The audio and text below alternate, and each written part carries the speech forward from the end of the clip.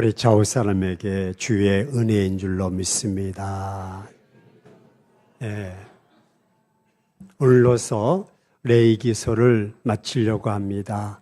물론 몇 편 설교가 더 준비되어 있었지만 한 해가 끝나니까 2026년도에는 사도행전을 중심으로 말씀을 살펴보려고 합니다.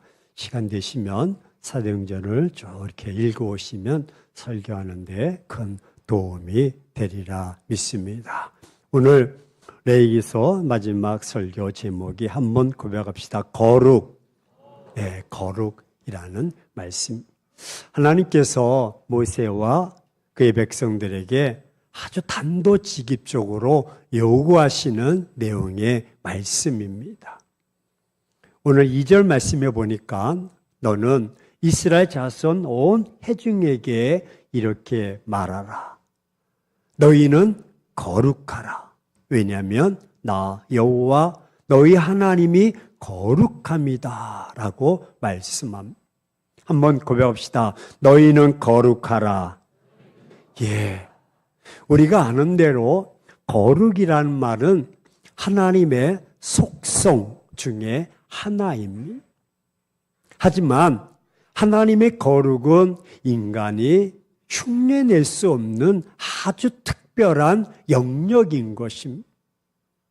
그런데 하나님께서 모세와 백성들에게 거룩하라, 즉 하나님처럼 되라고 말씀합니다. 하지만 이는 우리가 알다시피 불가능한 일입니다. 왜? 죄인된 인간이 우리가 거룩해질 수 없기 때문에 그렇습니다. 우리 옆 사람에게 안 그렇소? 한번 자신 있는 사람 일어나 보십시오. 아무도 없습니다.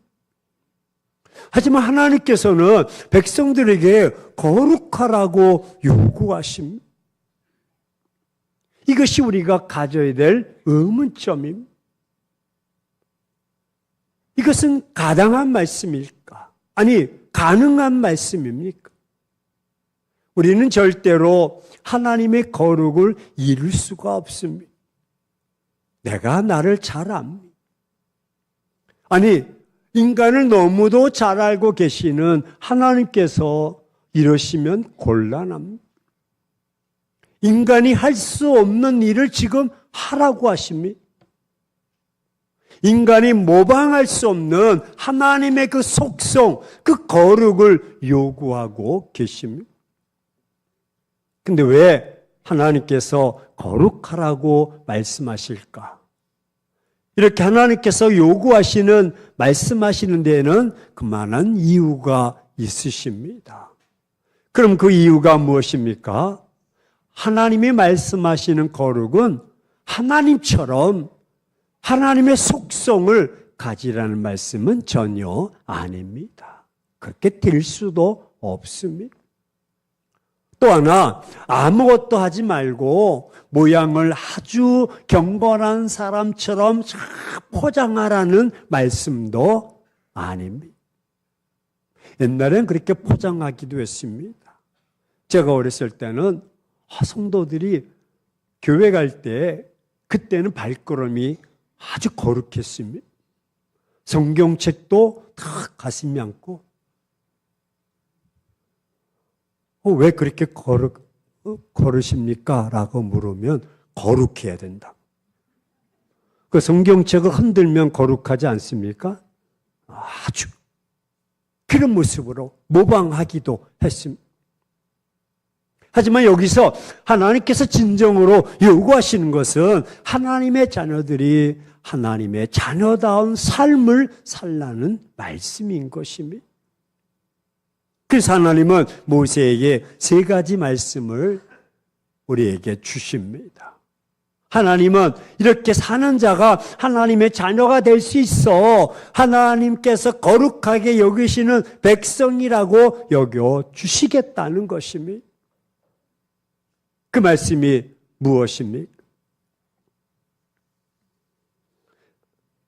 하나님의 자녀답게 거룩하게 사는 삶이란 어떤 삶일까? 오늘 3절의 말씀에 해답이 있습니다. 너희 각 사람은 부모를 경외하라.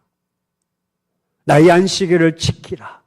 나는 너희의 하나님 여호와다라고 말씀하십니다. 하나님께서 내 부모를 공경하는 것이 자녀의 본분이라고 말씀합니다. 하나님 자녀다운 가장 중요하고 첫 번째 되는 덕목은 부모 공경인 것입니다.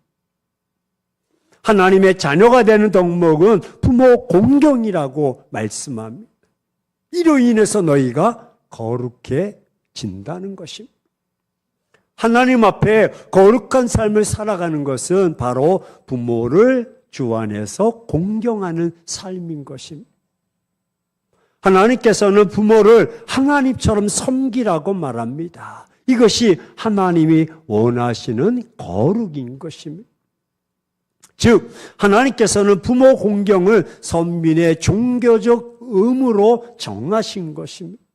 레위기서를 마감하면서 이렇게 강조하십니다. 하나님께서 부모 공경을 선민의 종교적 의무로 정하신 것은 어떤 의미가 있을까? 그것은 부모를 공경하는 것이 하나님을 경외하는 일과 밀접한 연관이 있기 때문에 그렇습니다. 왜냐하면 부모는 자녀들에게 있어서 하나님의 대리자이기 때문에 그렇습니다. 자녀들은 부모의 사랑을 통해서 하나님의 사랑을 배웁니다. 또한 부모를 경외하는 법을 배움으로써 하나님을 경외하는 법을 배우기도 합니다. 그래서 성경은 하나님과 그의 백성의 관계를 부모와 자식 간의 관계로 자주 연결시켜서 말씀합니다. 이처럼 부모는 자녀들에게 하나님의 표상이기도 합니다. 그렇기 때문에 부모 경외하기를 배우지 못한 자는 결코 하나님을 온전히 경외할 수가 없습니다. 반면에 하나님을 경외하는 자는 당연히 그 부모를 주 안에서 공경하고 경외할 수가 있습니다. 생각해 보십시오. 눈에 보이는 바 육신의 부모조차도 공경하지 못하는 자가 어떻게 눈에 보이지 않는 하나님을 경외할 수가 있겠습니까? 큰 모순인 것입니다. 부모는 하나님 대리자로 세운 자인데 그도 경외하지 못하고 무시하는데 어떻게 하나님을 경외할 수가 있습니까? 그러므로 성경은 언제나 부모 공경을 계명의 첫 계명으로 5계명에 제시해 주고 있습니다. 이를 지켰을 때에는 에베소서 6장에 있는 말씀처럼 풍성한 축복을 약속하고 있는 것입니다. 아멘이십니까? 그렇습니다. 우리가 진정으로 하나님을 경외하는 자라면 마땅히 부모를 경외하고 공경하는 삶을 살아야 하는 것입니다. 아니, 우리의 신앙이 깊어지면 깊어질수록 부모님을 잘 공경해야 됩니다. 하나님을 경외하면 경외할수록 부모님을 더 잘 공경해야 됩니다. 하나님을 잘 섬기는 사람들이 효자인 것입니다. 여러분, 야곱의 아들 중에 요셉의 효가 성경에 구구절절 나와 있습니다. 그런 의미에서 부모님을 공경하지 않는 자의 신앙은 결코 진실된 신앙이라고 말할 수 없을 것입니다. 진실된 하나님의 자녀라고 말할 수가 없고 거룩한 삶이라고 말할 수가 없을 것입니다. 따라서 진실된 그리스도인으로서 육신의 부모를 잘 경외하고 공경해야 될 줄로 믿습니다. 그리고 하나님의 자녀답게 거룩하게 사는 삶은 어떤 삶일까? 하나님이 오늘 3절에 말씀하고 있는데 나의 안식일을 지키라. 한번 고백합시다. 안식일을 지키라. 네, 거룩한 삶은 안식일을 잘 지키는 것입니다. 여기서 말하는 안식일의 개념은 하나님이 우리에게 말씀하신 모든 것을 다 지키라는 포괄적 의미를 가지고 있습니다. 우리가 안식일을 제대로 지키는 것을 통해서 하나님은 나에게서 어떤 태도를 가지고 있는지 보시겠다는 것입니다. 우리가 여기서 주목해야 될 한 가지가 있습니다. 그것은 바로 하나님께서 나의 안식일이라고 말씀하십니다. 이는 안식일이 하나님의 소유된 날임을 분명하게 밝혀주고 계십니다. 그럼 이처럼 하나님께서 안식일이 당신의 소유된 날임을 분명히 밝히신 이유가 무엇입니까? 그 이유는 바로 이 안식일에 단순히 아무 일도 하지 않는 날이 아니고 그저 편히 누워있는 날이 아니라는 것입니다. 이 날은 오히려 모든 생사를 중단하고 전적으로 하나님께 나와 예배하는 날임을 강조하고 있습니다. 그렇기 때문에 안식일에는 어떤 수확이나 짐을 옮긴다든지 심지어 음식을 만드는 일도 오락도 다 금지되어 있습니다. 왜냐하면 이 날은 인간의 휴식을 위한 날이 아니고 이 날은 하나님께서 6일 동안 천지를 창조하고 쉬신 날이기 때문입니다. 또한 애굽의 종이 되어 극심한 노역에 시달렸던 이스라엘 백성들을 구원하신 날이기 때문입니다. 우리 옆 사람에게 오늘날 태어난 거 축복인 줄로 믿습니다. 한번. 왜 이 말씀을 드리냐면 초대교회에서는요 예배를 10번 드렸습니다. 10번 중에 한 번을 선택하는 것이 아니라 새벽부터 저녁까지 10번을 다시 한번 옆 사람에게 그때 태어났으면 큰일 날 뻔했어요. 한 번도 제대로 드리지 못하는데 10번을 그러니 수확할 틈이 없고 음식을 만들 틈이 없고 오락할 틈이 없고 온전히 하나님 이 날은 천지를 창조하신 날이요 이 날은 영원한 하늘 안식의 기쁨을 누리는 날이요 이 날은 육체적 노동에서 휴식을 얻는 날이요 이 주일은 우리 인간을 향한 하나님의 무한하신 사랑과 자비가 넘치는 날입니다. 아멘이십니까? 그리고 이 날은 하나님의 국률이 잘 나타나는 거룩한 날이요. 하늘 양식을 미리 맛보는 날이요.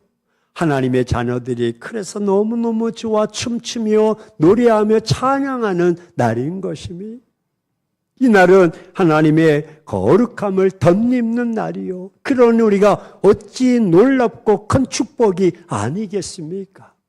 그래서 하나님께서 이스라엘 백성들에게 거룩한 백성으로 삶을 살기 위해서 주일을 우리에게 주셨고 이 안식일을 통해 영광을 받으시는 것입니다.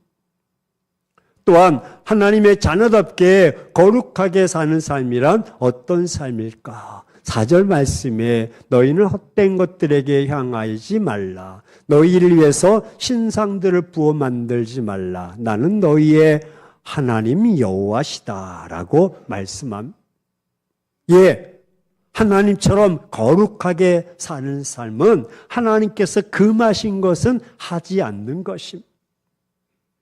헛된 것들에게 향하지 말고 너희를 위해서 어떤 신상들을 부어 만들지 말라. 이는 세상 것에 취하지 말라는 것이고 우상을 섬기지 말라는 것입니다. 왜? 거룩하기 위해서. 이렇게 하나님이 싫어하시는 것은 모양도 버려야 합니다. 끊어버려야 합니다.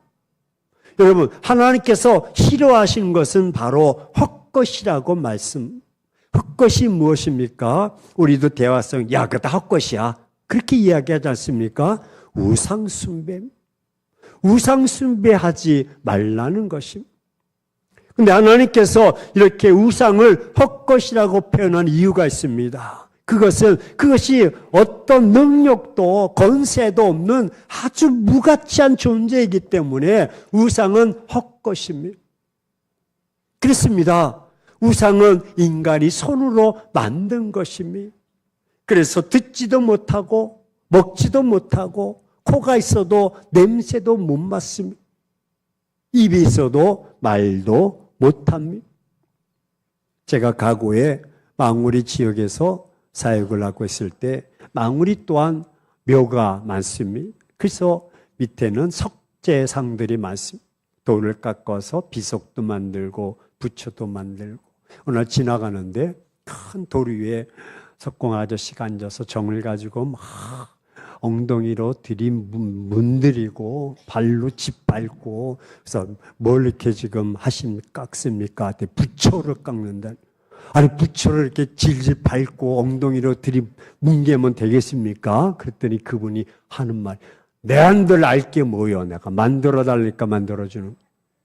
예, 입을 만들어도 말을 못하고 귀가 있어도 듣지 못하고 이게 우상. 우상은 사람들에게 어떤 도움도 주지 못합니다. 사람에게 매임을 받을 지극히 험한 것입니다. 근데 이런 인간이 여러분 그런 무가치한 존재에게 섬기고 있다면 헛것인 우상을 섬기게 되는 그것은 바로 우리에게 있어서 거룩성을 잃어버렸기 때문입니다. 하나님처럼 거룩해야 되는데 그런 삶을 바로 죄로 말미암아 타락해서 그 마음이 허망해졌기 때문에 그렇습니다. 그래서 하나님께서는 이스라엘 백성들에게 헛된 우상을 버리라고 하십니다. 하나님의 자녀됨의 거룩을 회복하라고 말씀하셨던 것입니다. 그렇습니다. 하나님의 자녀들은 우상 앞에 나가지 않습니다. 거룩한 자녀들은 우상을 의지하지 않습니다. 거룩은 모양이 아니라 한번 고백합시다. 우리의 삶이다. 예.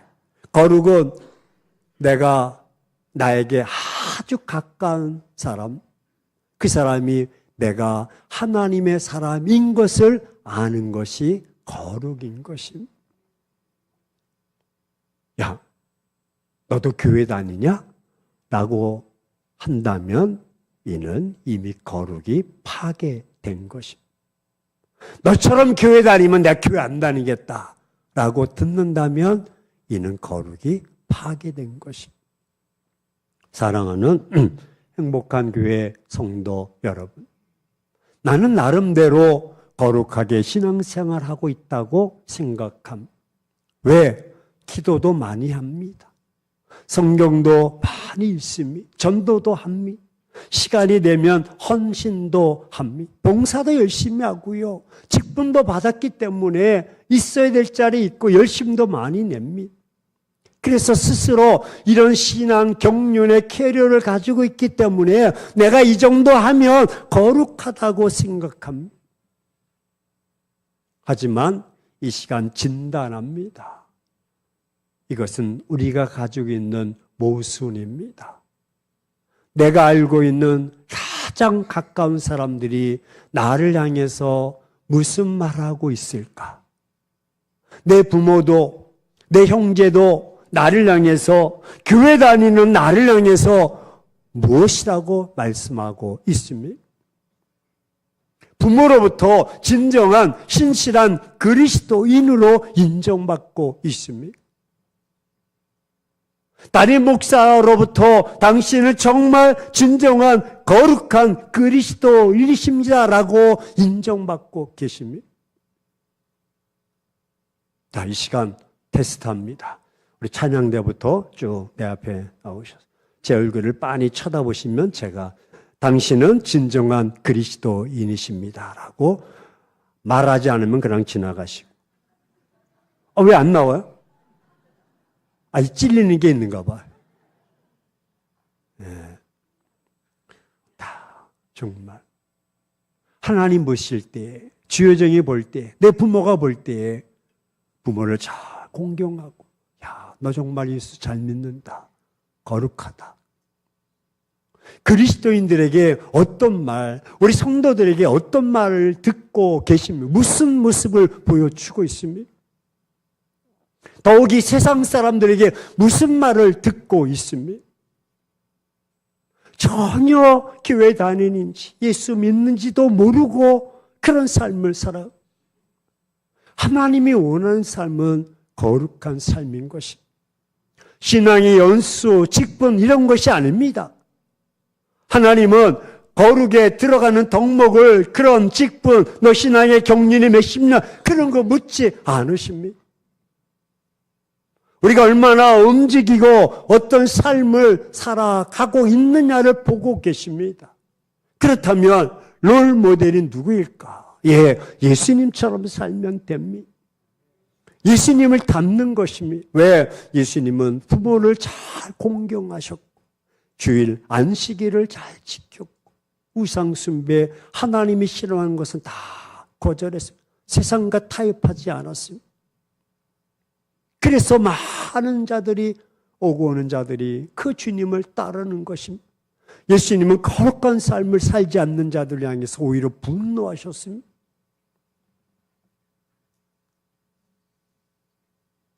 우리의 삶의 경고는 살아있는 우리의 삶인 것입니다. 우리가 이제는 기도의 자리에서 예배의 자리에서 움직여서 정말 어딜 가든지 그리스도의 향기, 그리스도인의 거룩성을 드러내셔야 합니다. 사랑하는 행복한 교회 성도 여러분, 오늘 세 가지 말씀을 드렸습니다. 어떤 삶으로 살아가야 될까?